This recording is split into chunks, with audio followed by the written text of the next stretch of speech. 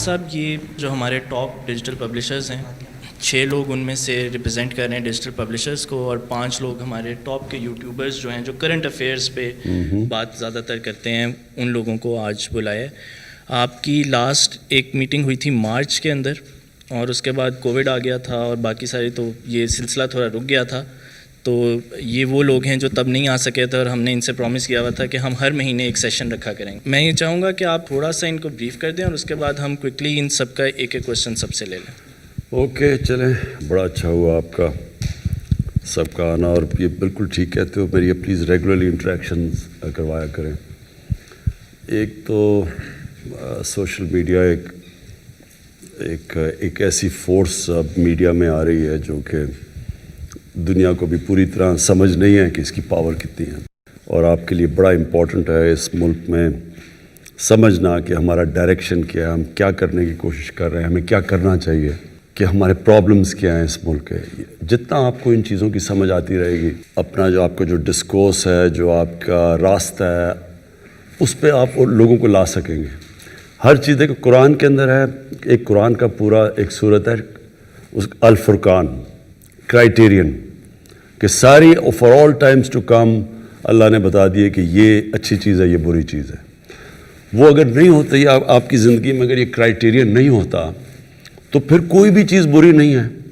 ہمارے سامنے سوسائٹیز کے اندر جب مورل اینکر جاتا ہے تو وہ سوسائٹیز ہمارے سامنے ڈس انٹیگریٹ کر جاتی ہیں. کیوں ایک قوم ڈکلائن کرتی ہے؟ سارا جو ہماری دین کا فلسفہ ہے وہ صرف ایک ہی چیز پہ جا کے آ جاتا ہے کہ نماز میں جب آپ کہتے ہیں اللہ ان کے راستے پہ لگا جن کو تو نے نعمتیں بخشی, ان کے نہیں جو غلط راستے پہ چلے گئے. سو زندگی میں آپ کے سامنے 2 راستے ہوتے ہیں ہمیشہ. نماز کا مقصد ہی یہ ہوتا ہے کہ آپ کو آپ کی چوائسز ٹھیک ہوں. ہر وقت آپ کنفرنٹڈ ہوں گے 2 چیزوں سے. ایک لگتا ہے بڑا اچھا راستہ ہے, آسان راستہ ہے, شارٹ کٹ ہے, اس سے پیسے بن جائیں گے لوگ, اور دوسری طرف مشکل راستہ لگتا ہے. لیکن وہ جو دوسرا جو مشکل راستہ ہوتا ہے, جس طرح قرآن میں ہے کہ کئی چیزوں کو جن کو تم اپنے لیے اچھا سمجھتے ہو وہ بری ہیں, اور جن کو بری سمجھتے ہو وہ اچھی ہیں. سو یہ بیسکلی آپ کی چوائسیز ہوتی ہیں. تو یہ نیشن بھی غلط چوائسیز کر لیتی ہے. جس طرح مولانا رومی نے ایک دفعہ کہا نا کہ قوم مرتی, کسی نے پوچھا کیسے قوم مرتی ہے, تو انہوں نے کہا جب ایک قوم اچھے اور برے کی تمیز ختم کرتی ہے وہ ڈکلائن کر جاتی ہے. مورل کولیپس پہلے ہوتا ہے, پھر اکنامک کولیپس ہوتا ہے. تو یہ جو آج آپ کے ساتھ ملک آپ سے آگے ہیں, آپ کبھی وہاں کی مورالٹی اسٹڈی کریں, ان کی مورالٹی بھی اوپر ہے, اچھے برے کی تمیز زیادہ ہے. منرلز بھی ہوں گے, وسائل بھی ہوں گے, پیسہ بھی ہوگا, سب کچھ ہوگا, تیل پہ بیٹھے ہوں گے, لیکن غربت ہوگی کیونکہ ان کی آپ جب دیکھیں گے مورالٹی نیچے ہے. آپ ساری خوشحال ملک دیکھ لیں, ایک ماڈل آتا ہے کہ the cleanest governments, the least corrupt governments, دوسری طرف ماڈل ہوتا ہے دا موسٹ کرپٹ گورنمنٹس. جو دیکھیں گے لیسٹ کرپٹ ملک ہے وہ سب سے خوشحال ہے, اور جو سب سے کرپٹ ملک ہیں وہ سب سے نیچے ہیں, غربت سب سے زیادہ ہے. سو یہ کنیکشن ہے مورالٹی کا. اب ایک کلاسک کیس ہے, میرا انٹرویو کر رہا تھا تو مجھے میرے سے پوچھتا ہے کہ خواجہ آصف نے, اس نے تو جی صرف 22 کروڑ کی کرپشن کی تھی, اس کو جیل میں کیوں ڈال دیا؟ اب یہ ریفلیکٹ کرتا ہے کہ جب ایک قوم کی مورالٹی ڈکلائن کر جاتی ہے. جو میڈیا ہے وہ پروٹیکٹ کرتا ہے. میڈیا کا سب سے بڑا کام کیا ہوتا ہے, اس کو واچ ڈاگ کہتے ہیں میڈیا کو. وہ ایک ملک کی مورل سٹینڈرڈز, ایک ملک کی رول آف لا, وہ سب چیز کو ڈیفینڈ کرتا ہے. یا میڈیا مجھے وہ میرے سے پوچھ رہے کہ جی صرف 22 کروڑ کی کرپشن عام آدمی نے نہیں کی. ملک کا ڈیفنس منسٹر اور فارن منسٹر ایک جھوٹ بول رہا تھا, دبئی کی کمپنی کی ملازمت کر رہا ہے. اس پہ کانٹریکٹ میں تھا کہ 6 دن ہفتے میں اس نے 8 گھنٹے کام کرنا تھا, اور اس کو 22 کروڑ ملا 5 سال میں. تو ایک ملک کا کسی کو یہ شاکنگ کی چیز نہیں لگے کہ ملک کا آپ کا فارن منسٹر اور ڈیفنس منسٹر ایک دوسرے ملک کی کمپنی کی ملازمت کر رہا ہے. دوسرا انٹیریئر منسٹر جو تھا, پھر پرائم منسٹر دبئی کی کمپنی کی ملازمت کر رہا ہے, ملک کا پرائم منسٹر. یہ جب شوق نہیں ہوتا تو اس کا مطلب یہ ہوتا ہے کہ ہماری جو مورل سٹینڈرڈز ہیں وہ نیچے چلے گئی ہیں, اور یہی وجہ ہے کہ آج پاکستان ایک مقروض ملک ہے. آپ نے سب سے پہلے چیز یہ یاد رکھنا کہ یہ جو میں بار بار ان کو کہتا ہوں کہ میں NRO نہیں دوں گا، یہ کیا اس کا مطلب کیا ہے؟ میری تو زندگی بڑی آسان ہو جائے میں ان کو NRO دے دوں. انہوں نے ایک دوسرے کو NRO ہی دیا تھا نا. تو انہوں نے جب 10 سال میں ملک کے قرض 4 گنا زیادہ بڑھے تھے تو کوئی کسی کو تو نہیں پوچھ رہا تھا کہ یہی نیب تھی جو آج کہہ رہے قانون بدلو. نیب بھی ان کو نہیں تنگ کر رہی تھی کیونکہ اب مل ملا کے چوری کر رہے تھے. تو آج اگر یہ کر دیں تو ایشو تو ختم ہو جاتا ہے، میرے تو بڑے آرام سے زندگی گزر سکتی ہے. لیکن پاکستان کی تباہی ہے.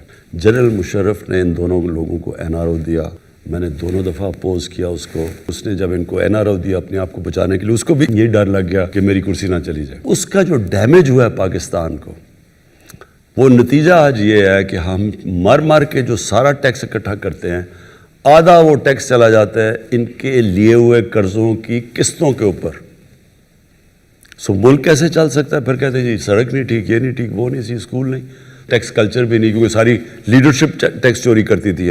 خواجہ آصف کا وہ کہہ رہا تھا، نواز شریف اور یہ احسن اقبال کا بیسکلی اقامہ یہ لے رہے تھے منی لانڈرنگ کے لیے. کیونکہ جب آپ اقامہ لے لیتے ہیں تو جو بھی اس بینک اکاؤنٹس میں وہاں دبئی میں یا سعودی عربیہ میں پیسہ ہوتا ہے وہ پھر پاکستانی نیشنل نہیں سمجھا جاتا، وہ دبئی نیشنل یا سعودی سمجھا جاتا ہے. تو ہم وہ ریٹریو نہیں کر سکتے پیسہ، تو اس لیے یہ اقامے لیتے تھے. بیسکلی ملک کا پرائم منسٹر اور 2 میجر منسٹر جب اس ملک کی خود منی لانڈرنگ کر رہے ہیں، یہاں سے پیسہ چوری کر کے باہر بھیج رہے ہیں اور فکٹیشیس اکاؤنٹ سے واپس لے کے آ رہے ہیں شاپنگ کے لیے، باقی اصل پیسہ تو باہر ہے. تو اس کے بعد یہ باقی کس کو روک سکتے ہیں؟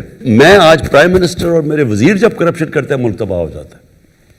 جو ڈیولپنگ ورلڈ ہے اس ساری ڈیولپنگ ورلڈ میں آپ ایک کسی کی بھی ڈیپتھ پہ چلے جائیں، ان سارے ملکوں کے پرائم منسٹر اور ان کے وزیر چوری کر کے ان سب کے بڑے بڑے محلات ہیں انگلینڈ کے اندر اور نیو یارک میں اور یہ دبئی میں، یہ سارے وہ لوگ ہیں جو کہ اپنے ملک کے جن کا کام ہے rule of law uphold کرنا، وہی کرپشن پہ لگے ہوئے ہیں، ٹیکس کی چوری بھی لگے ہوئے ہیں، پیسے بھی لگے ہوئے ہیں. یہ ایکچولی ملک کا یہ چل رہا ہے اس وقت. یہ بہت ڈیفائننگ مومنٹ ہے آج پاکستان کا. ساری گیم یہ چل رہی ہے کہ کیا ہم گھٹنے ٹیکتے ہیں ان سارے مافیا کے سامنے یا ہم سٹینڈ لے لیتے ہیں اور یا یہ تھریٹن کریں گے، بلیک میل کریں گے، ملک کو گرا دیں گے. بیسکلی ان نٹ شیل یہ گیم ہے.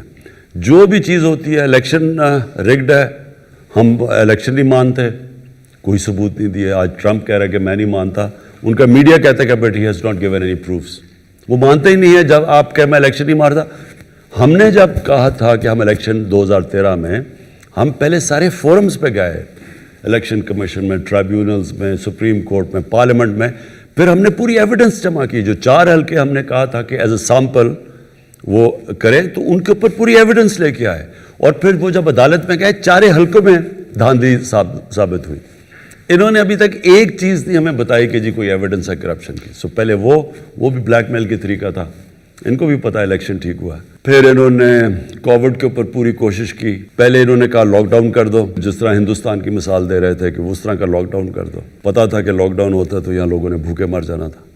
جب نہیں کیا تو ساروں نے تنقید کی، اسمبلی میں بولتے رہے. جب سیکنڈ ویو آیا اور ہم ان کو کہہ رہے ہیں کہ اس وقت نہ اپنے جلد سے جلوس کرو، انہوں نے جلد سے جلوس شروع کر دیا. فیٹف کے اندر ان کی وجہ سے ہم گرے لسٹ میں تھے. ہم نے تو انہیرٹ کیا. اب ان کو پتا تھا کہ اگر فیٹف کی ہم بلیک لسٹ میں چلے جاتے ہیں، ملک پہ سینکشنز لگ جاتی ہیں. تو انہوں نے اس کے اوپر بلیک میل کیا. فیٹف کا نیب کی آرڈیننس کو چینج کرنے میں کیا کنیکشن تھا؟ تو فیٹف کو انہوں نے استعمال کیا NRO لینے کے لیے. اوور کانفیڈنس میں ہو کے لکھ ہی دیا کہ یہ 34 سکے چینج کرو 38 میں سے، تو تب ہم فیٹف پہ ووٹ دیں گے. انٹرسٹنگ چیز یہ ہے کہ اتنے بے شرم ہیں. آصف زرداری کو نواز نے جیل میں ڈالا تھا 2 دفعہ، ہم نے نہیں ڈالا تھا. سارے کیسز ان دونوں کے دور میں ایک دوسرے پہ بنے ہوئے ہیں. ان کے اوپر انٹرنیشنل میڈیا نے ان کے اوپر کوریج جو ان کی پڑھ کے دیکھ لیں آپ، تو خیر بڑی ایزلی آپ گوگل کر سکتے ہیں کہ ان کے اوپر کتنی وہ کیپٹلز اکیلیز ہیل میں ان کے اوپر کیا کہا گیا ہے. اور وہ جو BBC کی 2 ڈاکیومنٹ زرداری اور نواز پہ ہیں، تو ان کی کرپشن تو انٹرنیشنلی ڈاکیومنٹڈ ہے. اس کے باوجود اب دونوں اکٹھے ہو گئے صرف اور صرف ایک چیز کے لیے کہ یہ پریشر ڈال رہے ہیں. اور فضل الرحمان 1992 کے بعد پاور میں سے نکلا ہی نہیں ہے کبھی. وہ سارا پہلی دفعہ ہم جس طرح کہتے ہیں نا کہ اسمبلی ڈیزل کے بغیر چل رہی ہے، یہ پہلی دفعہ ہے، کیونکہ 2018 تک تو یہ ہمیشہ پاور میں رہا، تو یہ سارے جمع ہوئے ہیں obviously for one thing، اور اس کے لیے آپ کا بہت بڑا رول ہے، کیونکہ یہ ڈیفائننگ مومنٹ ہے پاکستان میں انشاءاللہ۔ یہ جو ہم اور پبلک یہ انڈر اسٹیمیٹ کرتے ہیں پبلک کو، انہوں نے سمجھا بڑی پبلک نکلائے گی، ان کے ساتھ بڑی دنیا نکلائے گی، تو دنیا تو نکلتی ہے حکمرانوں کی کرپشن کے خلاف۔ ساری عرب سپرنگ جو ہوئی تھی، پلیز یہ یاد رکھیں 10 سال پہلے، وہ ان ریپرزینٹیو گورنمنٹس کی کرپشن کے اوپر لوگ نکلے تھے۔ Thank you for having this session with us. It's a real pleasure to be here with such a group of people to have an interactive and informal session. You mentioned a number of challenges that Pakistan is facing. One of the challenges that Pakistan has been facing for many years has been unrest in Balochistan. Recently, there was the killing of the Hazara Shia, which has happened several times before. I think that it would be very interesting to hear you speak about the historical roots of the issue in Balochistan and what the government can do to improve the lives of Balochis in the future, and also to change the perception of Balochistan both nationally and internationally, because there are many different narratives about Balochistan, both in Pakistan and outside of Pakistan. It's a very complex issue. I think it would be very interesting if you could tell us your thoughts about it and your vision for the future of Balochistan and its relationship with the rest of the country. دیکھو بلوچستان میں نا یہ جو sectarianism ہے، اور یہ خاص طور پہ ہزاراز کے اگینسٹ جو شیعہ ہے، اس کی جینیسز ہے 80s کی، وہ جو افغان جہاد ہوئی تھی۔ افغان جہاد کے اندر انفارچونیٹلی یہ جو ملیٹنٹ سیکٹیرینزم ہے یہ شروع ہوئی تھی۔ اس سے پہلے سیکٹیرینزم تھی لیکن ملیٹنٹ نہیں تھی، تو یہ بڑا انفارچونیٹ ہے کہ وہ گروپس بن گئے 89 کے بعد، جب وہ امریکنز گئے یہاں سے افغانستان سے، یعنی یہ جو ختم کر کے سوویٹس نکل گئے، تو وہ انفارچونیٹلی وہ جو ملیٹنٹ گروپس تھے وہ رہ گئے، اور یہ انہوں نے بڑا نقصان پہنچایا پاکستان کو۔ آئی مین ناٹ جسٹ دیر، ساری جگہ، لیکن یہ پرٹیکولرلی یہ جو ہزارہ کمیونٹی کو انہوں نے ٹارگٹ کیا، شیعہ کمیونٹی کو۔ جو اب ہوا ہے، یہ جو آئسس نے کلیم کیا ہے، ہم سب کا یہ اوپینین ہے، ہماری سیکیورٹی ایجنسیز کا، کہ اب اس کو آئسس کو بیک کر رہا ہے ہندوستان۔ ہندوستان کا سٹیٹڈ ایم ہے، یہ جو نریندر مودی کی حکومت ہے، پاکستان میں انتشار پھیلانا۔ میں نے اپنی کیبنٹ کو آج سے لاسٹ مارچ میں نے ان سب کو بتا دیا تھا کہ ہمیں پوری انٹیلیجنس بریفنگ ہو گئی تھی کہ یہ سیکٹیرینزم انفلیم کرنا چاہتے ہیں پاکستان میں، اور یہ انہوں نے شروع کرنا تھا شیعہ اور سنی کے علماء کو قتل کرنے کا، تاکہ یہ انفلیم ہو۔ تو اس کے بعد ہم نے پکڑے بھی لوگ یہاں، ان کے ادھر اسلام آباد میں بھی ایکشن کرنے لگے تھے۔ پھر انہوں نے ایک بہت بڑا عالم تھا جو اینٹی شیعہ تھا، اس کو کراچی میں قتل کیا، وہ ہم نے ڈیفیوز کیا۔ تو یہ چل رہا تھا، اینڈ فل مارکس کہ ہماری جو ISI ہے، ہماری جو ایجنسیز ہیں وہ ورلڈ کلاس ہیں، انہوں نے بہت، کیونکہ ہمیں پہلے سے پتہ چل گیا تھا تو ہم بڑے پری ایمپٹ کیا، لیکن انفارچونیٹلی بڑا مشکل تھا۔ یہ انہوں نے ٹارگٹ کیا، ریموٹ ایریاز ہیں، اسپاس پاپولیشن ہے، وہاں ایریاز کو کور کرنا مشکل ہے، تو انہوں نے یہ ٹارگٹ کیا بڑا سلیکٹ کر کے، اور اس کے معاف کر گئی ہے آئسس کے ساتھ۔ جو یہ سیکٹیرین ٹائپ گروپس تھے، یہ اس کے ساتھ معاف کر چکے ہیں آئسس کے ساتھ۔ ایک چیز سمجھ آئے، بلوچستان میں ہماری فیڈرل گورنمنٹس نے توجہ نہیں دی۔ توجہ اس لیے نہیں دی کہ بلوچستان کا جو ٹوٹل ووٹ بینک ہے وہ ایک فیصل آباد ڈویژن جتنا ہے، تو جو یہاں گورنمنٹس آتی تھیں، وہ اگر سینٹرل پنجاب جیت جائیں، ووٹس باقی KP سے مل جائیں، تو وہ گورنمنٹ فارم کر لیتی تھی۔ تو اس لیے ایگزیکٹلی کہ جو پیپلز پارٹی نے کراچی کے اوپر توجہ نہیں دی، کیونکہ وہ انٹیریئر سے ووٹ لے کے آتے ہیں، تو اس لیے وہ کراچی کی پرواہ نہیں کرتے، اور کراچی نگلیکٹ ہو گیا۔ تو یہ بلوچستان کا سنڈروم تھا۔ اس کا دوسرا پرابلم یہ ہے کہ بلوچستان کے اندر جو ان کا جو سرداری سسٹم ہے، وہ ایک ایسا سسٹم بنا ہوا ہے کہ جب جو بھی پھر فیڈرل گورنمنٹ بنتی تھی، یہ پھر سرداروں اس کے ساتھ الائنس کر لیتے تھے۔ اب سردار جو الائنس کر لیتے تھے، ہوتا یہ تھا کہ جو ڈیولپمنٹ فنڈز وہاں کے لیے دیے جاتے تھے، وہ ان کے ذریعے خرچ کیے جاتے تھے، وہ نیچے تک پہنچتے ہی نہیں تھے. تو اس لیے وہاں لوگ غریب ہیں، اور سردار جو over a period of time وہ بہت پاورفل بن چکے ہیں. سو وہ سسٹم جو ہے وہ اس کی وجہ سے، اور بڑا ایریا بھی ہے، اور فیڈرل گورنمنٹ کی توجہ بھی نہیں رہی، اور ان کے جو اپنے پولیٹیکل جو پاورفل ان کے جو سردار تھے، انہوں نے بھی کبھی لوکل گورنمنٹ سسٹم نہیں ڈیولپ کیا. اس کی وجہ سے وہاں بڑا غربت ہے نیچے. سو اس کے ملٹیپل طریقے ہیں. ہم اب پہلی گورنمنٹ ہے جو پورا زور لگا رہے ہیں سوشو اکنامک ڈیولپمنٹ پہ بلوچستان پہ. ساؤتھ بلوچستان میں پہلی دفعہ بڑا پیکج دیا ہے، بٹ وہ ایریا بڑا ہے، اس کے لیے فنڈز بہت چاہیے ہیں، اور ہمارے پاس اس وقت اتنے فنڈز نہیں. اور آپ بڑا اچھا چیف منسٹر آئے جو جام کمال ہے. سو ہم کوشش کر رہے ہیں کہ یہ جو پرانے ایک لیگیسی بنی ہوئی تھی اس کو ختم کریں. میرا نام جاوید اقبال ہے جی. میں ایک پریکٹسنگ سرجن ہوں. میں نے پاکستان سے بھی فیلوشپ کی، باہر سے بھی. میں قائد اعظم میڈیکل کالج بہاولپور سے ریٹائر ہوا ہوں ایز پرنسپل. تو میرا تو میڈیا سے اتنا ڈائریکٹ تعلق نہیں تھا، لیکن ریٹائرمنٹ کے بعد جب میں نے اپنا ایکسپیرینس شیئر کرنا شروع کیا related to training, teaching, grooming of people and parenting, تو مجھے نہیں اندازہ تھا کہ میڈیا کی اتنی پاور ہوتی ہے کہ ایک سرجن جو ہے اس کا چینل اتنا ہو جائے کہ وہ ملین تک پہنچ جائے اور لوگ اس کو رسپونڈ کرنا شروع کر دیں. شاید اسی لیے میں یہاں ہوں. تو اس لیے مجھے بڑی خوشی ہو رہی ہے. اور آپ کے جو ویژن میں سے ایک ویژن میرے لیے بہت انسپریشنل ہے، وہ ہے کہ آپ نے کہا تھا کہ میں ایک قوم بناؤں گا. میرا یہ خیال ہے کہ جب آپ کو گورنمنٹ ملی تو اتنے چیلنجز تھے اکنامک سارے، کہ فارملی وہ قوم بنانے والا جو کام تھا وہ اب کرنے کا ٹائم آ گیا ہے. میرے پاس ایک چھوٹا سا فریم ورک ہے جس سے بغیر پیسے خرچ کیے ہوئے ہم شارٹ ٹرم اور لانگ ٹرم آپ کے اس ویژن کو امپلیمنٹ کر سکتے ہیں. شارٹ ٹرم میں یہ ہے کہ سر ہماری جو سڑکوں پر لوگوں کو پتہ نہیں ہے کہ تھوکنا کیسے ہے، لوگوں کو پتہ نہیں ہے کہ لائن بنانی ہے، لوگوں کو پتہ نہیں ہے جو چھوٹے چھوٹے سوشل جو ایک لٹریسی ہوتی ہے، اس کے لیے 3 ایریاز ہیں. ایک ہماری سول ایڈمنسٹریشن، ایک ہمارا اسکول، ایک ہماری مسجد. ہم نے اس کی پاور کو بغیر پیسے سے یوز کر سکتے ہیں. فار ایگزامپل جس طرح آپ نے ہمیں بلایا ہے، آپ پورے پنجاب کے کمشنرز کو بلائیے اور بلا کے کسی ایکسپرٹ سے 2 صفحے کا ایک سوشل کیریکولم ڈیزائن کر لیجیے. جو ایکسپرٹ بنائیں گے تو اس کو ٹیکنیکل لرننگ آبجیکٹیوز کے حساب سے بنائیں گے. ان کمشنرز کو کہا جائے کہ آپ کی کمشنری میں جتنے لوگ موجود ہیں 15 دن کے اندر یہ پیغام ان تک پہنچنا چاہیے، اور ایک ماسٹر ٹرینر ان کو ٹرین کرے جو کہ اس کا ایکسپرٹ ہو. وہ جب واپس جائیں تو وہ اپنے تمام ہیڈ ماسٹرز کو بلائیں پرائمری اسکول کے، انہیں کہیں یہ 4 صفوں کی باتیں ہیں، لائن بنانی ہے، یہاں تھوکنا نہیں ہے، السلام علیکم کہنا ہے، کھانستے وقت ہاتھ رکھنا ہے، and other those social literacy. تو اسکول کی اسمبلی میں آپ کی پہلی میٹنگ کے 10 دن کے بعد اسکول کے بچوں میں یہ بات پھیلنا شروع ہو جائے گی. نمبر 2، مسجد کے مولوی صاحبان کو بلائیں. وہ بہت آنرڈ فیل کریں گے اگر کمشنر صاحب اپنے لان میں ان کو چائے پہ بلائیں. انہیں کہیں جی کہ حدیث سے شروع کر کے ہر نماز کے بعد یہ 3 صفوں کا کیریکولم ہے. یہ ریاست پاکستان کے آپ ریپرزینٹیٹیو ہیں. مسجد ریاست پاکستان کا ایک ایک انسٹرومنٹ ہے، تو ریاست کا پیغام عوام تک پہنچائیے. 4 دن کے بعد ہر نماز کے بعد لوگ کہنا شروع کر دیں گے.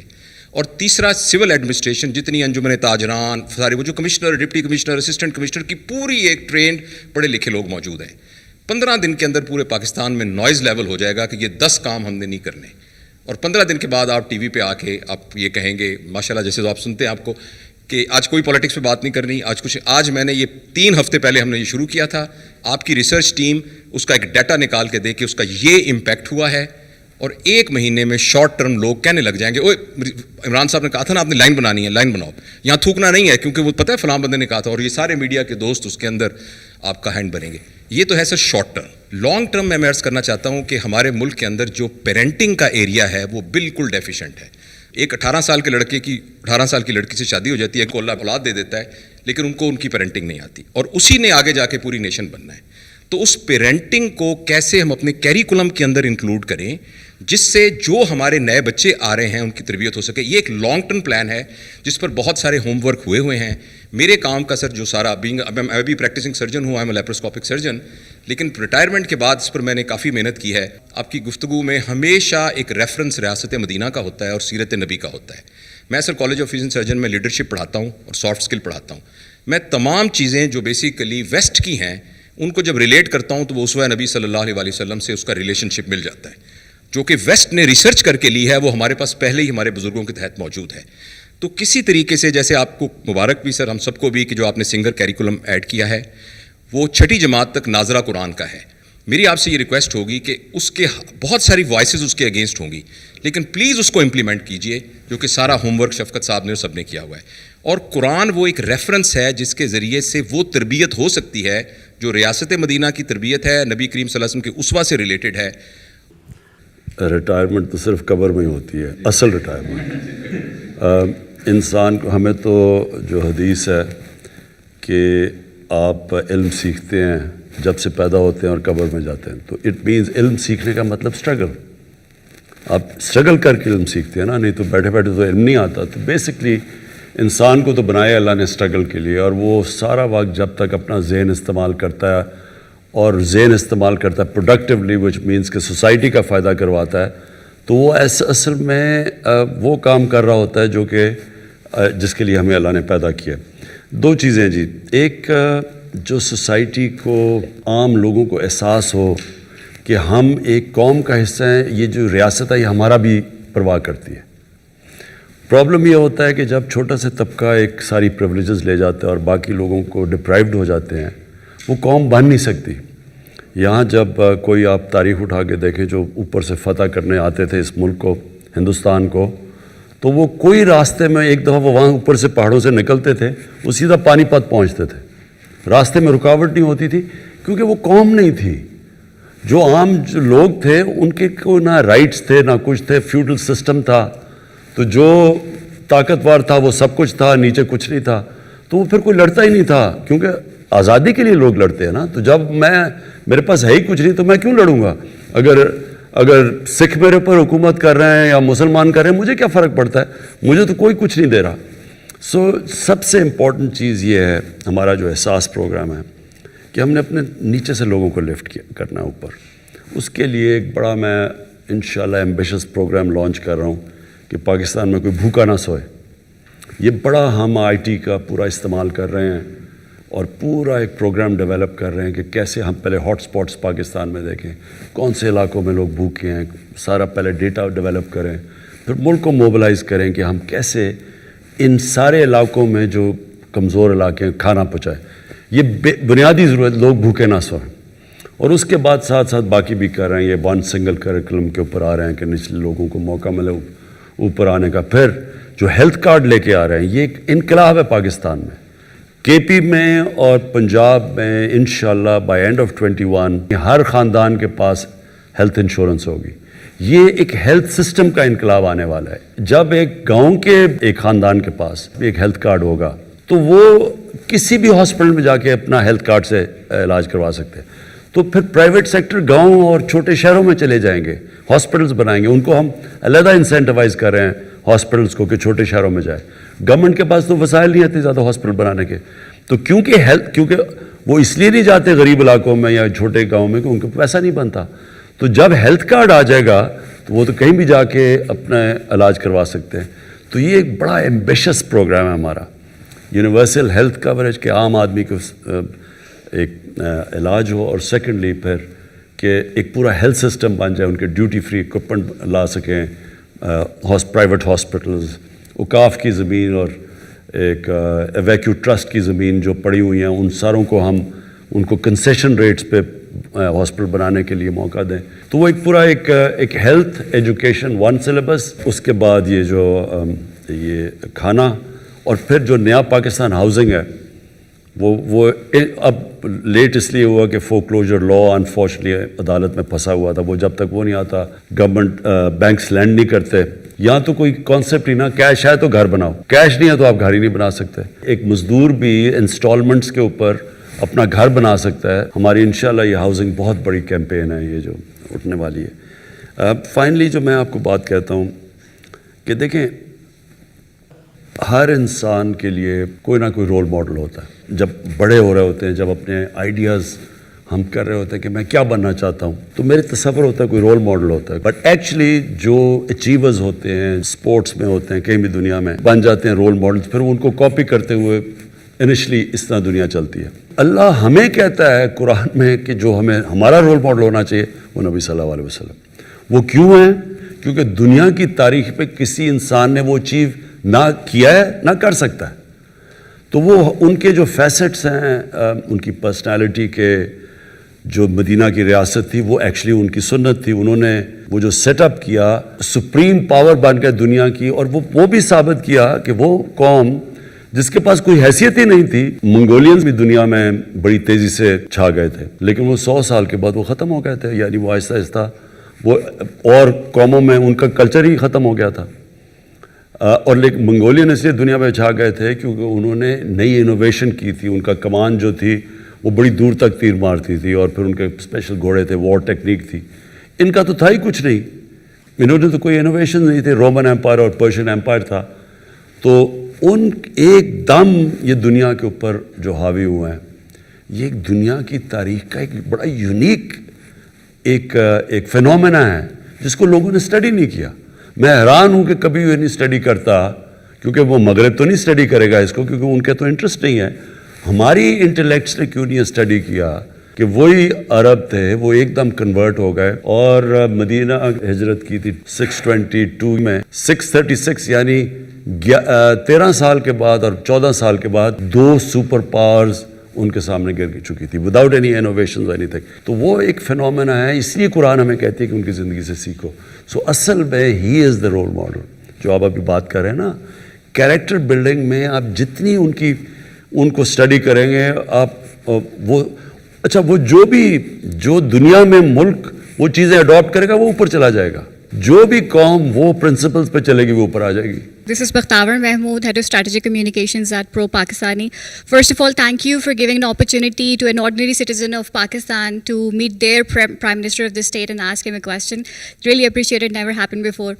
Sir, میرا سوال آپ سے ٹیکس کلیکشن سسٹم اور FBR ریفارمس کے حوالے سے ہے. پچھلے 2-2.5 سال میں ہمارے جو ایک نوکری پیشہ طبقہ ہے یا مڈل کلاس جو لوگ ہیں, ان کا جن کا آلریڈی ٹیکس ڈیڈکٹ ہو رہا تھا, دے ور ویری مچ کنسرن کہ جی ٹیکس فائل کرنا ہے. لیکن یہ میسو اسکیل کے اوپر کب جائے گا؟ Like how long will it take for the FBR to create those reforms, and how long do you perceive کہ جو آپ کے پاس ایک ٹینجیبل چینجز جو ہیں وہ ہمیں کب دکھیں گے ان دا ٹیکس کلیکشن سسٹم؟ دیکھیں, جو ٹیکس مشینری ہے نا ہماری, وہ انفارچونیٹلی میں کیا ورڈ استعمال کروں, کرپٹڈ ہے, بہت کرپٹڈ ہے. اور وہ ہوئی ہے کرپٹڈ جب ایک ملک میں, جب میں شروع میں آپ سے بات کی تھی کہ جو مورل اتھارٹی ہوتی ہے وہ اوپر سے نیچے آتی ہے. سو نبی صلی اللہ علیہ وسلم نے مدینہ کے اندر ساری جو ویلیو سسٹم اوپر لے گئے تو سب چینج ہو گئے. تو جب آپ کے پاس یہ ٹوٹ بٹوٹ آ جائیں زرداری اور نواز شریف, تو سارے ملک کی مورالٹی کولیپس کر جاتی ہے. جب پرائم منسٹر, اب دیکھیں نا, وہ آپ سے ایک مین اینکر آپ سے پوچھے کہ جس طرح 22 کروڑ کی چوری ہے ایک منسٹر کر رہا ہے, تو آپ خود ہی سوچ لیں کہ ملک کی مورالٹی کدھر پہنچ گئی ہے. تو وہ اوپر سے شروع ہوتی ہے نیچے تک. سو ٹیکس سسٹم نے بھی, کیونکہ سب سے یہ امپورٹنٹ ہے, تو اس نے بھی افیکٹ تو ہونا تھا. اس کا کیور آٹومیشن ہے. جتنی ہم ٹیکنالوجی اس کے اندر لے کے آئیں گے, اور انفارچونیٹلی FBR نے ٹیکنالوجی آنے سے روکا, سبوٹاج کی, کیونکہ وہ پیسے بناتے ہیں. تو اب ہم اس ٹیکنالوجی کی طرف جا رہے ہیں. لیکن آپ کو میں شاکنگ فگرز یہ دوں کہ ہمارے 22 کروڑ لوگوں میں سے صرف 20 لاکھ لوگ ٹیکس دیتے ہیں, دنیا میں سب سے کم ٹیکس. اور جو ہمارا 70% ٹیکس اکٹھا ہوتا ہے وہ صرف 3000 لوگ دیتے ہیں. سو 22 کروڑ لوگوں میں سے 3000 لوگ 70% ٹیکس دیتے ہیں. اور جو 20 لاکھ ہیں وہ ٹیکس فائلرز ہیں. اور ہم نے ابھی اب یہ ٹیکنالوجی کا استعمال کرتے ہوئے ہم نے ابھی دیکھا کہ ہمارے ملک میں اس وقت 3.5 کروڑ لوگ ہیں جن کے پاس گاڑیاں ہیں, جن کے پاس گھر ہیں, لیکن کوئی ٹیکس نہیں دیتے. تو وہ اب ہم ٹیکنالوجی کے ذریعے اس کی طرف جا رہے ہیں, کیونکہ فیوچر ہماری ٹیکس کلیکشن پہ ہے. جب تک ہم پیسے نہیں اکٹھے کرتے, ہمارے پاس ایک تو قرضے اتنے چڑھے ہوئے ہیں, اوپر سے ہم نے ایک ینگ پاپولیشن کو سروس کرنا ہے, وہ ہو ہی نہیں سکتا اس tax collection. This is Amar Ahmed from Urdu Point. First of all, sir, thank you for inviting us here. This is a very great initiative. Sir, میرا سوال الیکٹرک وہیکل پالیسی پہ ہے اور EV پالیسی پہ ہے.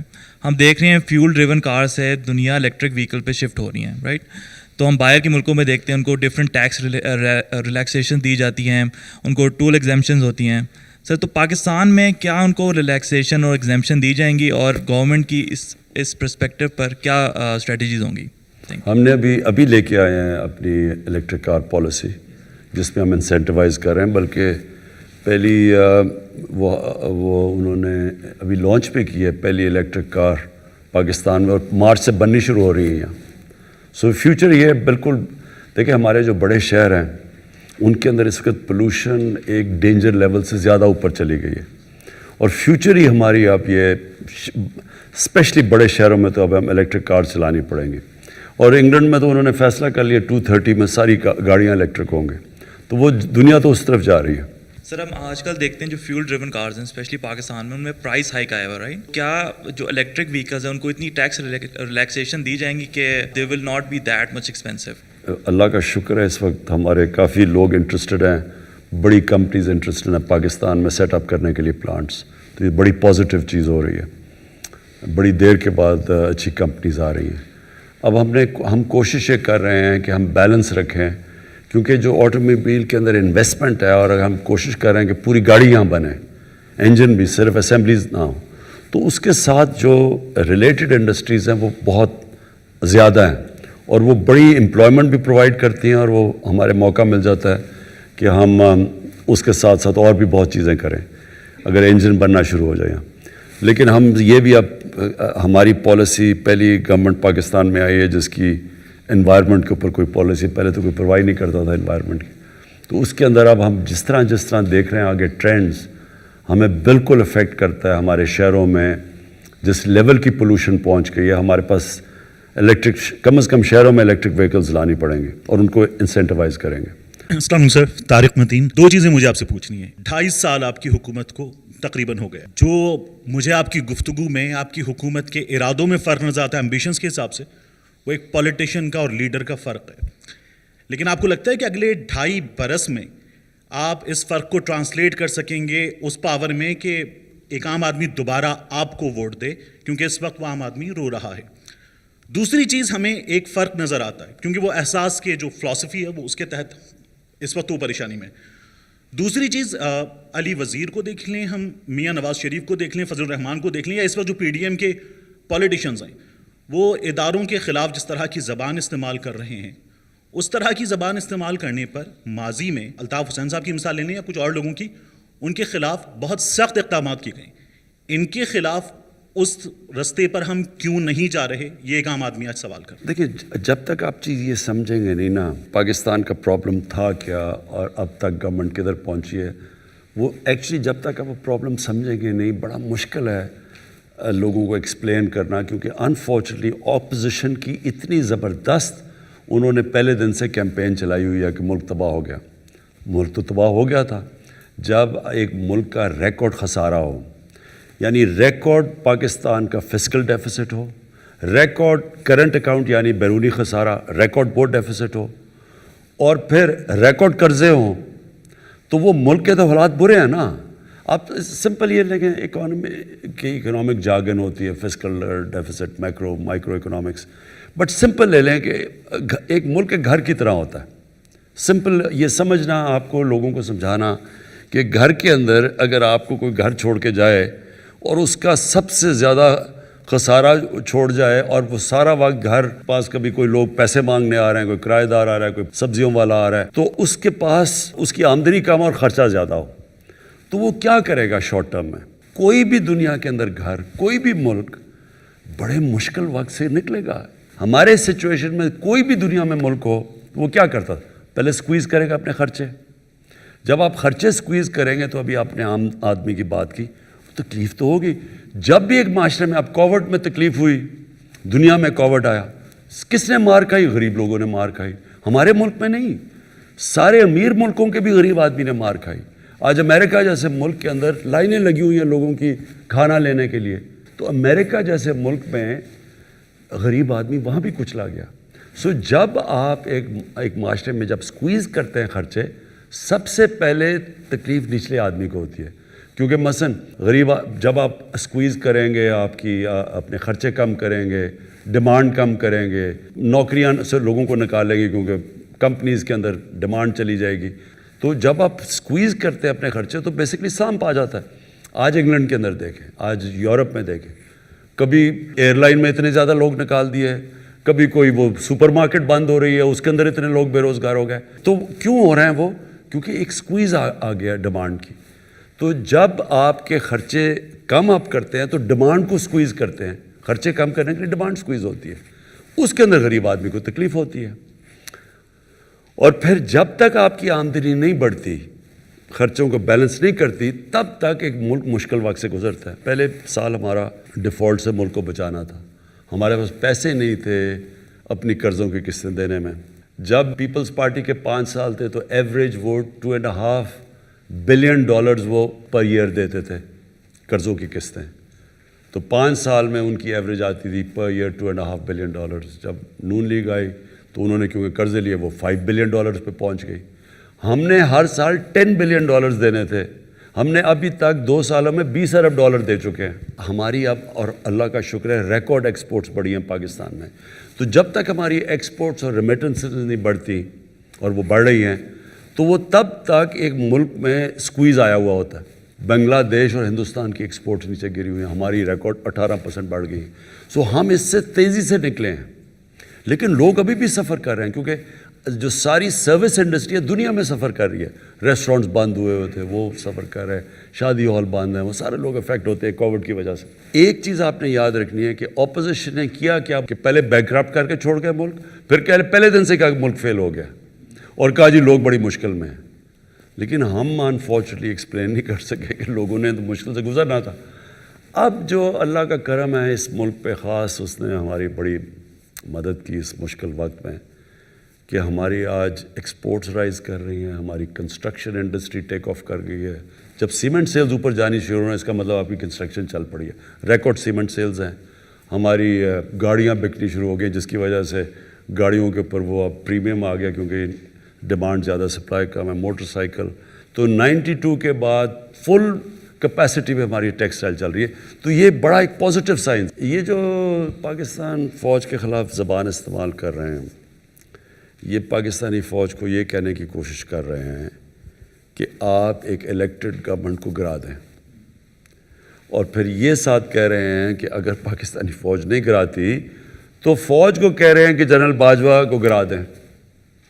وہ جو Nawaz Sharif basically یہی کہہ رہا ہے نا کہ فوج کو کہہ رہا ہے کہ باجوہ کو اور ISI چیف کو گرا دو.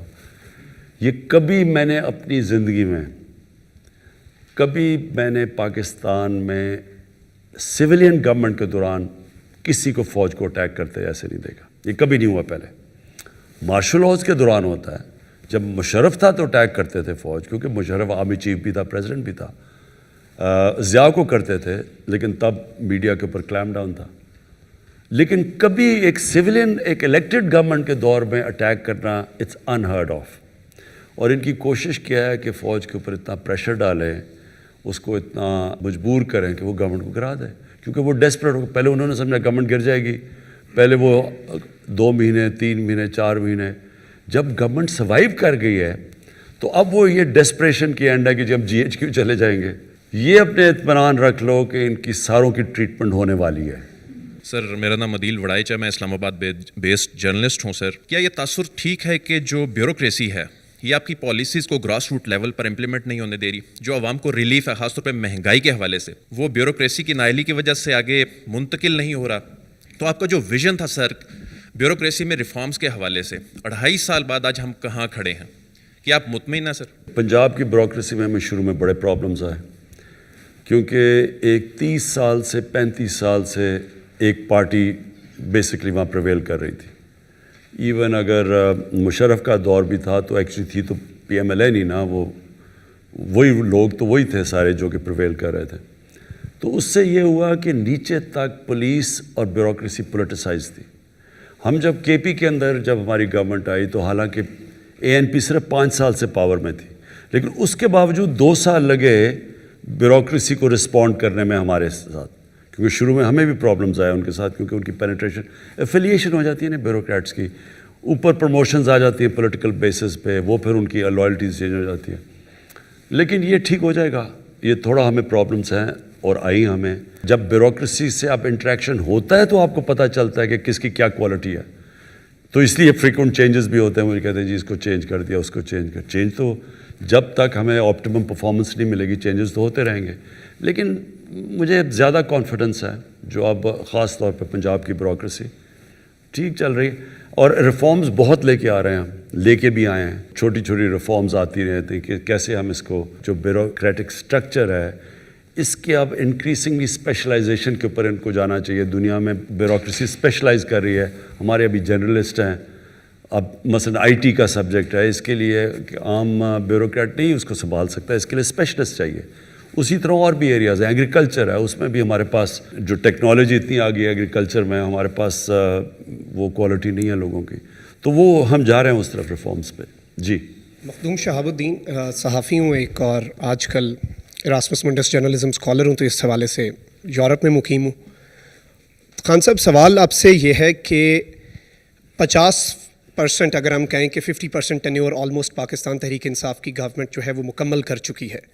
اس سب کے اندر جو تبدیلی ہے وہ گراس روٹ لیول تک عام عوام کو نارملی نظر نہیں آ رہی. کیا ہم دیکھیں گے کہ 2.5 سال میں یہ ٹرانسفر ہوتی ہے, یا پھر 5 سال کے بعد یہ کہا جائے کہ تبدیلی جو ہے اس کے لیے مزید وقت درکار ہے؟ اور ساتھ ہی ساتھ ایک اور سوال ہے کہ 2021 ہے, ہر شخص کی کوئی نہ کوئی نیو ایئر ریزولوشن ہوتی ہے, تو بطور پرائم منسٹر آف پاکستان آپ کی نیو ایئر ریزولوشنز کیا ہیں 4-5 جو آپ سمجھتے ہیں کہ 2021 میں آپ امپلیمنٹ کرنا چاہیں؟ 2021 میں تو 2 ریزولوشنز ہیں, وہ میں نے کہا بھی تھا. ایک, کوئی بھوکا نہ سوئے بائی دی اینڈ آف 21, اس کے لیے پوری جو تیاری کر رہے ہیں, اور ایک بڑا زبردست پروگرام اس کے لیے بنا رہے ہیں کبھی, اور انشاءاللہ یہ میرے خیال میں دنیا میں ہمیں لوگ فالو کریں گے اس پروگرام کے اوپر.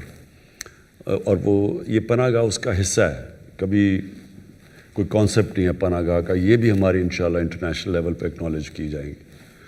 اور سیکنڈلی جو ہیلتھ کارڈ ہے کہ ہر غریب گھرانے کے اندر پاس, ہر گھرانے میں ایک ہیلتھ کور ہو, تاکہ وہ سب سے زیادہ بے بسی ایک انسان کو ہوتی ہے کہ جب اس بیماری ہو اور ان کے پاس پیسہ نہ ہو علاج کا. شوکت خان ہم اسی پریمیسز پہ بنا تھا. کینسر کا علاج سب سے مہنگا ہے, تو جو عام آدمی ہے وہ افورڈ ہی نہیں کر سکتا, تو ادھر سے میں نے شوکت خان. تو اب یہ اگلا پہنچ گیا کہ یونیورسل ہیلتھ کوریج. میری رول ماڈل بھی نبی صلی اللہ علیہ وسلم ہے, اور وہ جو مدینہ کی ریاست ہے وہ ایک ماڈل ہے ہمارے لیے for all times to come. جی یہ جو چینج آتا ہے نا, change is a process, it is not a switch کہ آپ نے آن کیا تو چینج آ گیا. ایک پروسیس ہوتا ہے, ایک جد و جہد کا نام ہے. اس میں ایک سٹرگل چاہیے. جب بھی ایک معاشرے کے اندر چینج آتا ہے وہ معاشرہ سٹرگل کرتا ہے اس کے لیے. اگر آپ کسی خیال اتنی پولیس آ جائے گی کہ سارے لوگ رشوت لینے بند کر دیں گے, ایسے نہیں ہوگا. لیکن معاشرہ رشوت بند کروا سکتا ہے. جب ایک قوم فیصلہ کر لیتی ہے نا کہ ہم نے یہ ہمارے ویلیوز ہیں, پھر چینج آتا ہے معاشرے میں. قرآن کی آیت ہے, اللہ کہتا ہے کبھی میں کسی قوم کی حالت نہیں بدلتا جب تک وہ قوم خود اپنی حالت بدل کی کوشش نہ کرے. یہ بڑی امپورٹنٹ چیز ہے سمجھنے کی. کرپشن تب ختم ہوتی ہے ایک معاشرے میں جب ایک معاشرے کرپشن کو ان ایکسیپٹیبل کر دیتا ہے. یہ نہیں کہتا کہ جی صرف 22 کروڑ کی ہے. سنگاپور ہمارے سامنے ہے, میری زندگی کے اندر وہ چینج ہوا ہے. ہوا کیا کہ mid 60s کے اندر لی کوان یو آ گیا, آؤٹ اسٹینڈنگ ان کا پرائم منسٹر, ایماندار تھا خود. تو اس نے آہستہ آہستہ وہاں اپنی اسٹینڈرڈ سیٹ کی, کرپٹ پریکٹسز ایکٹ لے کے آیا. انہوں نے ایک سٹنگ منسٹر کو کرپشن میں پکڑا تو لوگ ڈر گئے. پھر ایک فضا بنا دی سنگاپور میں کہ اس کے 15 سال کے رول کے بعد جب ایک منسٹر پکڑا گیا کرپشن میں تو اس نے خودکشی کی, کیونکہ اس کو پتا تھا سنگاپور میں اب میری زندگی ختم ہو گئی ہے. سو جب معاشرہ ایک کرپشن کو ان ایکسیپٹیبل کر دیتا ہے تب ختم ہوتی ہے. لا انفورسمنٹ اکیلی سے نہیں ختم ہوتی.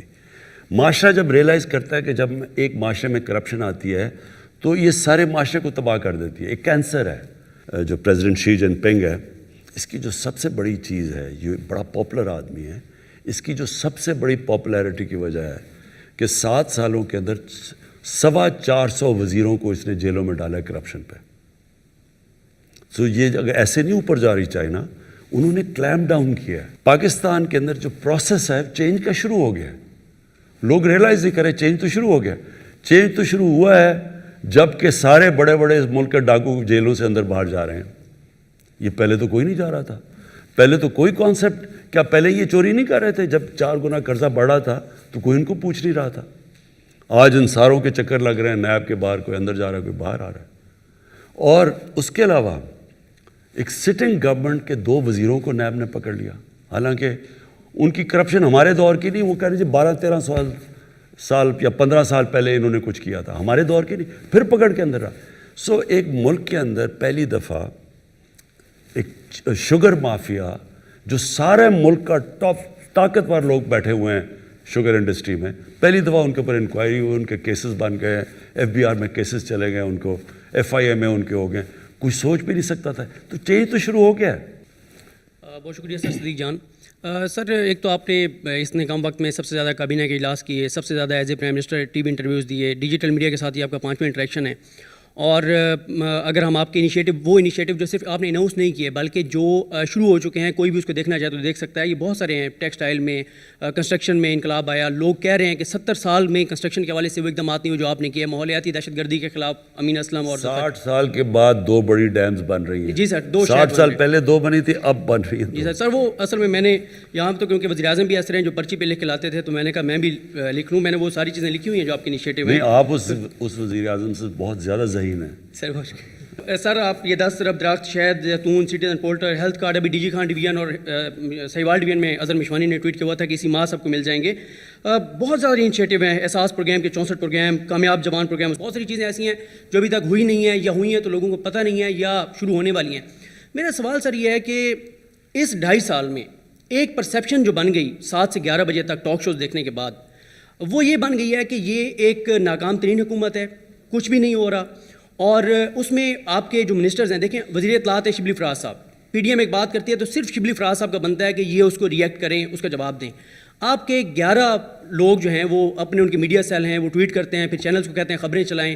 آپ کا ایک منسٹر جب اپنی کارکردگی پہ آ کے بات کرنے لگتا ہے 15 منٹ وہ اپنی وزارت کا بتاتا ہے. پہلا سوال ہوتا ہے PDM کے اوپر, وہ جب PDM کا جواب دیتا ہے خبر PDM والی چلتی ہے, اس کی وزارت کے اوپر نہیں چلتی. PDM, فوج, اسٹیبلشمنٹ, آپ سوشل میڈیا پہ 5 کروڑ لوگ استعمال کرتے ہیں, لیکن 15 کروڑ لوگ آج بھی ٹی وی کو سن کے اور پرسیپشن لیتے ہیں. تو یہ سر یہ جو پرسیپشن ہے اس کو آپ کیسے چینج کریں گے؟ لوگوں کو بتائیں گے کہ بھئی یہ 12, 14, 15 چیزیں پاکستان کی تاریخ میں پہلی مرتبہ ہو رہی ہیں. تو یہ کیا آپ کا پلان ہے اور کس طرح سے آپ اپنے منسٹرز کو یہ کہیں گے کہ وہ اپنی وزارت کی صرف کارکردگی پہ بات کریں, سیاست پہ سب بات نہ کریں, وہ شبلی فراز صاحب ہیں وہ بات کریں؟ پہلے تو یہ سمجھے پاکستان میں ہوا کیا ہے.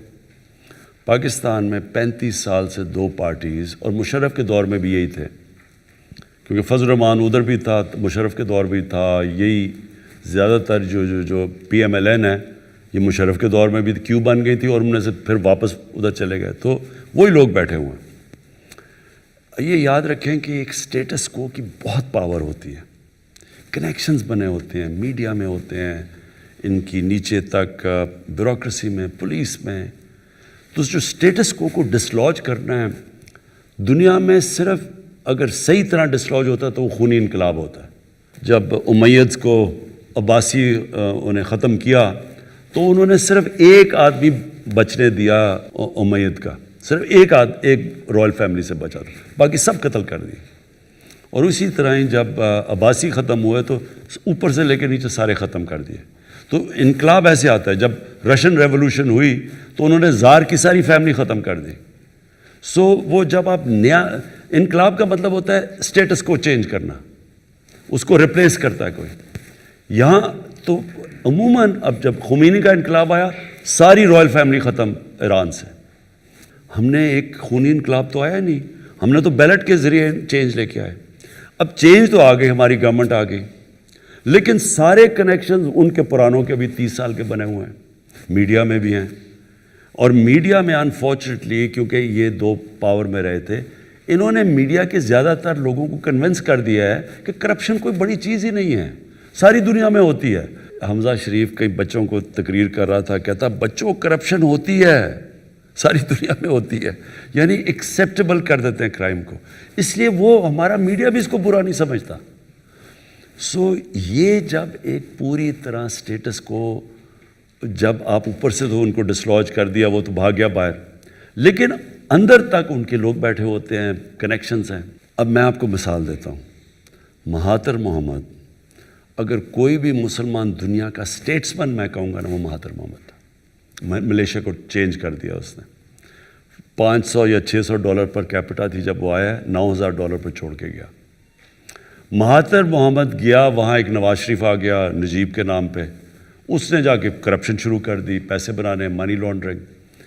اینڈ میں وہی ملیشیا جو اوپر چھوڑ کے گیا تھا وہ مقروض ہو گیا, قرضوں میں گر گیا. اور مہاتر محمد کو سارے وہاں ون پارٹی سسٹم تھا, وہی ایک ہی پارٹی بیٹھی ہوئی تھی, ایک دوسری پارٹی بنائی اور انہوں نے مہاتر کو ہیڈ کروایا اور انہوں نے اس کو شکست دے دی. جو مہاتر, جس پارٹی کا مہاتر خود تھا اور چھوڑ کے گیا تھا, اس سے دوسری پارٹی ایک مہاتر نے بنائی اور اپنی پارٹی جس کا وہ کرپٹ آدمی تھا اس کو شکست دے دی. 2.5 سال میں انہوں نے واپس اس کو گرا دیا. مہاتر جیسے آدمی کو اسٹیٹس کو نے اس کو شکست دے دی, وہ نہیں چل سکا وہاں. یعنی اس اسٹیچر کا آدمی بھی, کیونکہ وہ سارے اسی پرانی پارٹی کے نیچے تک سارے کنیکشنز بنے ہوئے تھے, یہ نئے لوگ وہ نہیں کوپ کر سکے, واپس آ گئے وہی. اور ساری جو عرب سپرنگ ہوئی تھی, جو ساری عربوں کے اندر 10 سال پہلے ایک ایک ملک کے اندر لوگ نکلے تھے باہر سوشل میڈیا کی وجہ سے, وہ ساری ریورس ہو گئی. ساری جگہ وہ لوگ واپس آ گئے. وہ مصر میں ہوئی, وہ پھر وہی سیٹ اپ واپس آ گیا. سو یہ یاد رکھیں, یہ آسان نہیں ہوتا. جب آپ ایک اسٹیٹس کو کا مقابلہ کرتے ہیں تو وہ لوگ پہلے دن سے گرانے پہ لگے ہوئے ہیں, پہلے دن سے کہہ رہے ہیں کہ یہ گورنمنٹ آج گئی تو کل گئی, اب گرائیں گے, اب آ گیا, وہ پہلے دھرنا تھا وہ فیل ہوا, پھر یہ. سو کیونکہ ان کے انٹرسٹ یہ, ان کو پتہ ہے کہ اگر ہم کامیاب ہو گئے, ان کی ہمیں دکانیں نہیں بند سیاسی. جس طرح کے پی کے اندر ہم جب 5 سال کے بعد کامیاب ہوئے, ساری پرانی پالیٹکس اڑ گئی. تو یہ اب وہی ڈرے ہوئے ہیں کہ ہم 5 سال لاسٹ کر گئے, یہ ہمیشہ کے لیے گئے. اس لیے یہ پورا زور لگا رہے ہیں اس کو گرانے کے لیے. اس لیے یہ پورا میڈیا کے اوپر آنسلاٹ آتا ہے ہر روز. ایک چیز ہو جاتی ہے وہ سارا میڈیا شور مچا دیتا ہے. او عمران خان نے کہہ دیا کہ جی ہماری تیاری نہیں تھی, ہم یہ نہیں تھے وہ, حالانکہ کہا میں نے کچھ اور تھا, تیاری نہیں تھی. سارا میڈیا اسی کا, یہ پلان کر کے ہو رہا ہے سب کچھ. پاورفل اسٹیٹس کو ہے, لیکن انشاءاللہ یہ ہار جائیں گے. جی السلام علیکم خان صاحب. عدیل حبیب فرام سیاست.pk. First of all social media کے حوالے سے میری ایک آبزرویشن ہے. اگر آپ ثانیہ نشتر کی ٹویٹر کی فیڈ چیک کریں تو ادھر وہ بہت ہی اچھے طریقے سے اس کو ہینڈل کر رہی ہیں, یعنی کہ اپنی پروگرس بتاتی ہیں, کیا انیشیٹوز لیے ہوئے ہیں. لیکن اگر آپ دوسرے منسٹرز کے ٹویٹر کے اوپر جائیں تو وہاں پہ زیادہ تر پولیٹیکل پوائنٹ اسکورنگ ہو رہی ہوتی ہے. تو انہیں بھی اس طریقے سے اس کو لے کے چلنا چاہیے تاکہ ہمارے پاس انسٹنٹلی انفارمیشن پہنچے. اس کا یہ ہے کہ ثانیہ ایک PhD ہے, ایک اس کی پڑھی لکھی عورت ہے, اور اپنے سبجیکٹ کو صرف پاکستان نہیں, ایک انٹرنیشنلی اس کا بڑا, اس میں بہت بڑا تجربہ ہے اس کا سوشل ورک کے اندر. ٹیکنوکریٹ کر سکتے ہیں چیزیں, انفارچونیٹلی جو پولیٹیکل لوگ ہیں وہ زیادہ تر پولیٹیکل ڈسکورس میں پڑے رہتے ہیں. آپ بات ٹھیک کہہ رہے ہیں ویسے, لیکن ان کو یہ کرنا چاہیے کیونکہ ان کو کوئی اپنی منسٹری سے کسی کو رکھ لینا چاہیے جو فیڈ کرے اس کو. جی السلام علیکم سر, دس از می دعا مرزا فرام ڈیلی پاکستان. میرے 2 سوال ہیں. احساس پروگرام آپ کی گورنمنٹ نے شروع کیا تھا اور اس کے تحت نوجوانوں کو بلا سود قرضے ملنے تھے اور ایک نوجوان فائنینشلی امپاورڈ ہونا تھا. لیکن اس کا ایک بڑا چنک جو ہے, ہم نے دیکھا کووڈ آیا تو آپ نے 12,000 روپے فیملیز کو دینا شروع کیے, ایک بڑا چنک 203 بلین کے قریب وہ اس میں صرف ہو گیا. تو مزید احساس پروگرام کو کیسے لے کے چلیں گے؟ کورونا کی وجہ سے ایمرجنسی ہمیں کیش ڈسٹریبیوٹ کرنا پڑا, اور وہ obvious تھا کیونکہ لوگ بیچارے جو دیہڑی دار وغیرہ سارا, یہاں تو بہت بھوک تھی, اور وہ بہت زبردست پروگرام تھا. قرضوں کا بھی ہے اور پھر ان کائنڈ بھی, وہ دیہاتوں کے اندر وہ جو غریب عورتوں کو مرغیاں, گائے, بھینسیں, بکریاں دے رہی ہیں. جی دوسرا, پولیس ریفارمز پہ آپ اکثر بات کرتے ہیں, لیکن ہم نے دیکھا کہ پولیس گردی کے واقعات دن بدن بڑھتے ہی جا رہے ہیں. حال ہی میں اسامہ ستی کیس ہوا, کل لاہور میں 2 واقعات پیش آئے. تو یہ کیا ہونے جا رہا ہے؟ پولیس گردی کے واقعات ہیں پر پولیس افسران باغی نظر آتے ہیں. دیکھیں, سب سے پہلے تو یہ آپ کو ریئلائز کرنا چاہیے کہ یہ جو ایک پرانے سسٹم کو ٹھیک کرنا دیر لگتی ہے. میں آپ کو مثال دیتا ہوں. ہم نے شوکت تھانہ پشاور کو 3.25 سال میں سیٹ اپ کیا, اور وہ آج جوائنٹ کمیشن انٹرنیشنل, جو کہ ایک ایکریڈیٹیشن ایجنسی جو دنیا میں انٹرنیشنل لیول کے ہاسپٹلس کی سرٹیفیکیشن کرتی ہے, وہ آپ کے ملک میں آتی ہیں, آپ کی پوری آڈٹ کرتی ہیں. تو اس وقت صرف 2 ہاسپٹلز, 2 شوکت خانہ میں جن کو سرٹیفیکیشن ملی ہوئی ہے جوائنٹ کمیشن انٹرنیشنل کی, اور ایک آغا خان ہے اور ایک الشفا ہے. صرف 4 ہاسپٹل ہیں پاکستان میں. جن کو اگر دنیا کے میپ میں سمجھا جاتا ہے انٹرنیشنل اسٹینڈرڈ. تو وہ جو انٹرنیشنل اسٹینڈرڈ کا دوسرا کینسر ہاسپٹل وہ صرف 3.25 سال میں ہم نے بنایا ہے اور آج اس کو مل چکی ہے. وہ اس کے as opposed lady reading hospital ہے, ہم اس کے اوپر 7 سال سے کوشش کر رہے ہیں, ابھی تک ہم اس کو اس لیول پہ نہیں لا سکتے, کیونکہ جو پرانے ہاسپٹل کو ٹھیک کرنا اور اس کے سسٹمز کو ٹھیک کرنا وہ بہت مشکل ہے. نیا آج آپ نئی پولیس فورس سیٹ اپ کر سکتے ہیں, کوالٹی کی بن جائے گی آپ کی. موٹر وے پولیس بعد میں بنی تھی, موٹر وے کی سٹینڈرڈ اور ہے. باقی پاکستان کی پولیس جو پرانی چلی آ رہی ہے اس کے لیے مشکل ہے زیادہ. سو یہ یاد رکھنا کہ جب آپ ایک سسٹم کو ٹھیک کرنے کی کوشش کر رہے ہوتے ہیں اس میں ٹائم لگتا ہے. 1993 میں ایک لاہور ہائی کورٹ نے رپورٹ منگوائی تھی, ایگزیکٹلی جو آپ نے میرے سے بات پوچھی ہے کہ پولیس میں کیوں یہ ایشوز ہیں. لاہور ہائی کورٹ نے پوچھا کہ پنجاب پولیس میں کیوں ایشوز ہیں. تو اس وقت کے جو آئی جی تھے عباس خان, انہوں نے 92 یا 93 میں ایک رپورٹ دی لاہور ہائی کورٹ میں. اس میں انہوں نے کہا کہ 25,000 یہ شریف تھے تب دونوں, یہ ٹوٹ بٹوٹ جو دونوں تھے, 25,000 انہوں نے پولیس والے بھرتی کیے پنجاب پولیس میں, 25,000 آؤٹ آف میرٹ. ان میں سے زیادہ تر پیسے دے کے وہ پولیس والے بنے. اور پھر اس کی جو ڈیمنگ چیز تھی کہ ان میں نون ہارڈنڈ کرمنلز کو انہوں نے پولیس میں بھرتی کر لیا. یہ 92-93 کی بات ہے. سو جب یہ ہوا پولیس کے اندر تو یہ نہ ایکسپیکٹ کریں کہ ایک دم ٹھیک ہوگا. نیا ہمارا ایک CCPO ہے, لیٹس سی واٹ ہیپنس. جی پرائم منسٹر, میرا نام عیسیٰ نقوی ہے, اسلام آباد بیسڈ جرنلسٹ ہوں. آپ نے آغاز میں بات کی کہ ممالک نے چوائسز ان کو آپٹ کرنا ہوتا ہے, فیصلے لینے ہوتے ہیں. گزشتہ 2.5 سال میں آپ کی حکومت نے بہت سارے فیصلے لیے, چوائسز ریجنل افیئرس کے حوالے سے. 2 چیزیں میں آپ سے پوچھنا چاہتا ہوں. ایک تو بھارت کے ساتھ کیا موجودہ جو state of relationship, I will not go into the details, سب کو معلوم ہے, موجودہ حالات میں از دیئر اینی چانس کہ انڈیا کے ساتھ بات ہو سکتی ہے؟ اگر نہیں ہو سکتی تو وہ کون سی پری کنڈیشنز ہیں جس میں ہو سکتی ہے؟ ایک تو یہ بتا دیں. دوسرا, بھارت از اے نون ایڈورسری اور ہسٹوریکلی جو گلف کنگڈمز ہیں اینڈ ایمریٹس ہیں وہ ہمارے دوست ممالک رہے ہیں. اب ان کے کچھ ریسنٹ اوورچرز ہیں, نیول ایکسرسائزز ہیں, جوائنٹ ملٹری ایکسرسائز ہیں, جوائنٹ ڈیفنس پروڈکشن ہے, ان کے تعلقات.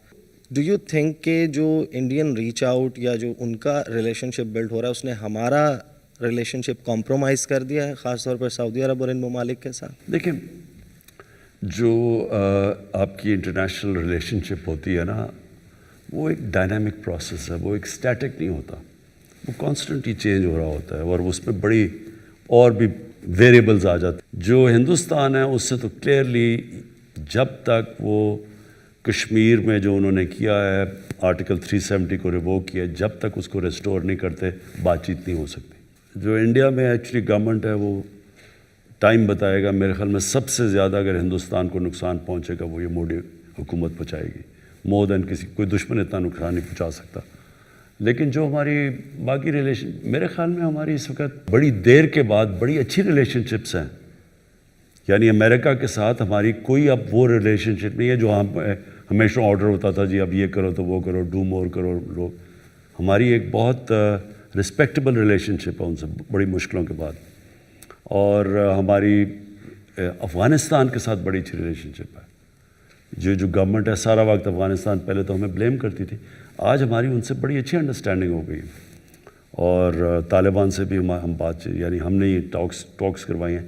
ایران سے ہماری بڑی اچھی ریلیشن شپ ہے اس وقت. لیکن سعودی عربیہ سے بھی ہماری کسی سے ایڈورسل ریلیشن شپ نہیں ہے. سب سے ہے کہ تھوڑی کوئی ٹیمپریچر اوپر چلا جائے گا نیچے آ جائے گا, وہ ہوتا رہتا ہے انٹرنیشنل ریلیشن. لیکن کوئی دشمنی کسی سے نہیں ہے ہماری سوائے اس وقت ہندوستان سے, جو کہ پوری کوشش کر رہا ہے پاکستان کو ڈی اسٹیبلائز کرنے. کوئی کویشچن, ITI پروجیکٹ سٹارٹ ہو رہا ہے استنبول, تہران, اسلام آباد ٹرین لائن. ہم نے ایک بارڈر بھی نیا اوپن کیا ایران کے ساتھ. ریجنل اپروچ رشیا کے ساتھ, ترکی کے ساتھ, ایران کے ساتھ, کیونکہ یہ وہ ڈیسیجنز ہیں جن کی پولیٹیکل کاسٹ ہے. تو regional approach, are we going ahead with our relationship اور اس میں کوئی کمپرومائز نہیں ہوگا؟ ہماری ٹرکی سے تو خیر بہت اچھی ریلیشن شپ ہے. اور ایران سے پہلے ہماری اوبیسلی ہماری جو لاپ سائڈ ریلیشن شپ تھی. اس لیے ایران سے بڑی ایک شروع میں اتنی ایسی ریلیشن شپ نہیں تھی جو آج ہے. آج ہماری بڑی اچھی انڈرسٹینڈنگ ہے. پرابلم یہ ہے کہ ایران کے اوپر سینکشنز لگی ہوئی ہیں. اگر ہم ان سے وہ لیول کی ٹریڈ کرتے ہیں ہمارے پہ سینکشنز لگ جاتی ہیں. وہ پاکستان افورڈ نہیں کر سکتا اس وقت. دیکھیں فارن پالیسی میں ایک چیز یاد رکھیں, جو پرائرٹی ہونی چاہیے وہ اپنا ملک اپنے پیر پہ کھڑا ہو. جب تک آپ اپنے پیر پہ کھڑے نہیں ہوتے آپ کی فارن پالیسی کبھی بھی اس طرح کی انڈیپینڈنٹ اور پاورفل نہیں ہو سکتی جو ایک آزاد ملک کی ہوتی ہے, جو فائنینشلی اپنے پیر پہ کھڑا ہو. سو یہ کی ہے ہماری اس وقت, جو اللہ کا شکر ہے ہمارا جو ملک صحیح طرف جا رہا ہے. ایکسپورٹ اورینٹیڈ گروتھ ریٹ جب تک پاکستان میں نہیں ہوتی, جو کبھی بھی نہیں ہوا. ہم جب آئے تھے امپورٹس 60 بلین کی تھی اور ایکسپورٹس گر کے 20 بلین پہ پہنچ گئی تھی. Biggest ever trade gap. یہ پہلی دفعہ ہے کہ 18% ہمارے پتہ نہیں کتنے سالوں کے بعد گروتھ ایکسپورٹس 18% پہ اور وہ بڑھی ہیں. تو جب تک ہمارا کوشش ہونی چاہیے کہ پہلے تو اپنے پیر پہ کھڑے ہوں, اس کے بعد آپ کی پھر فارن پالیسی ٹرولی انڈیپینڈنٹ ہوتی ہے. اس سے پہلے آپ کو بڑا کیئرفلی بیلنس کرنا پڑتا ہے. السلام علیکم, اریبہ ریپرزینٹنگ بولو جوان. میرا سوال آپ سے ایجوکیشن کے حوالے سے ہے. And I understand of course 18th amendment کے بعد education is a provincial subject, but ابھی ہم نے پینڈیمک کے دوران NCOC میں بھی we've seen some excellent coordination between the provincial ministers and the Federal Ministry for Education. There's talk of a single national curriculum, there's talk of 2009 کے بعد پہلی دفعہ of a national education policy. So I guess given all of this, pandemic کے after math میں جو education financing پہ ایک declining trend آیا ہے, ہم نے پچھلی ایمرجنسیز میں بھی دیکھا ہے, فلڈس کے بعد بھی دیکھا ہے, ارتھ کوئک کے بعد بھی دیکھا ہے کہ 5 سے 7 سال ایجوکیشن اور ایجوکیشن کے اندر ڈیولپمنٹ بجٹ میں کنسسٹنٹ کٹس لگتے ہیں. اس دفعہ بھی وہ ہم نے ٹرینڈ پنجاب میں دیکھا, 19% کا ڈیولپمنٹ ایجوکیشن بجٹ پہ کٹ لگا, بلوچستان میں 27% کا لگا, فیڈرل ایریا میں صرف 1% انکریز آیا اگر پچھلے سال سے کمپیئر کریں. And probably the most disturbing aspect is کہ اس وقت شاید خیبر پختونخوا سب سے اچھا کر رہا ہے, گیون کہ ان کا 43% انہوں نے اپنا ایجوکیشن ڈیولپمنٹ بجٹ میں انکریز لے کر آئے, لیکن اس کے باوجود جو ایک بڑا حصہ ہے ایجوکیشن بجٹس کا وہ نان ڈیولپمنٹ ایکسپینڈیچرس پہ جا رہا ہے. So K P with its phenomenal performance in the past 2 years is still servicing almost 81% of its education budget non development expenditures کے لیے. سب سے اچھا فیڈرل ایریا ہے, وہ بھی 71% ڈیڈیکیٹڈ ہے, بلوچستان میں 91% ڈیڈیکیٹڈ ہے, پنجاب میں 88 ہے.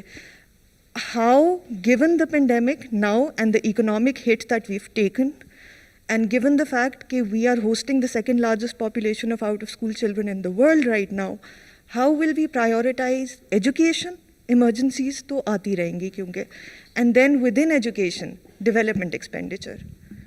دیکھیں میں نے شروع میں آپ سے بات کی کہ جب آپ کے ٹوٹل ٹیکس کلیکشن آدھی ٹیکس پہلے کم ہو, کیونکہ آپ کو بتایا کہ صرف 3,000 لوگ 70% ٹیکس دیتے ہیں, لوگ تو ٹیکس نہیں دیتے, تو پہلے وہ اور پھر آدھی چلی جائے قرضوں کی قسطوں پہ, تو ملک کے لیے اتنا کم پیسہ کافی نہیں ہے ملک چلانے کے لیے. سو کہیں نہ کہیں کٹس لگتے ہیں, اور انفارچونیٹلی جو ایریا جدھر ہمیں, کیونکہ سارے ایمرجنسیز ایریاز ہوتے ہیں, کہیں لگژری پہ تو پیسہ خرچ نہیں ہو رہا, تو ادھر پھر یہ سفر کرتا ہے ہمارا ایجوکیشن کی ایکسپینشن.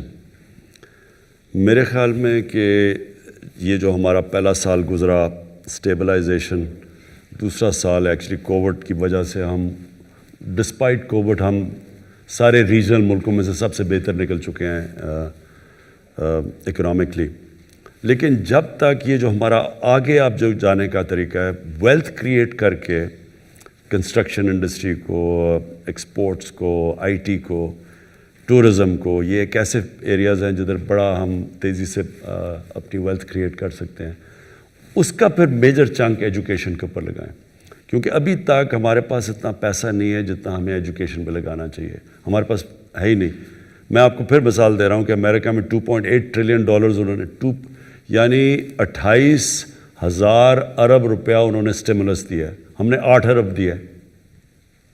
یعنی یہ اتنی بڑی ڈسکریپنسی اب جب آپ دیکھتے ہیں تو وہ کہیں نہ کہیں ملک تو سفر کرتا ہے، تو ہمارا بڑا زیادہ شیئر جائے گا ایجوکیشن کی طرف. اس وقت یہ بھی بہت بڑا ہینڈی کیپ ہمیں کہ جو کئی ایسے سبجیکٹس تھے جو سینٹرلائز ہونے، جو فیڈرل گورنمنٹ کے نیچے ہونے چاہیے تھے. 18 امینڈمنٹ کے بعد فریگمنٹ ہو گیا سسٹم ہمارا، تو ہم اتنا نہیں کہہ سکتے ہر صوبے کو کہ آپ یہ کریں، کیونکہ وہ صوبہ پھر کہتا ہے جی میری تو یہ پرائیورٹی ہے، میں ادھر. اس سے تھوڑا ہمیں ایشو ہے. But I agree with you کہ کوئی ملک ترقی نہیں کر سکتا ایجوکیشن کے بغیر.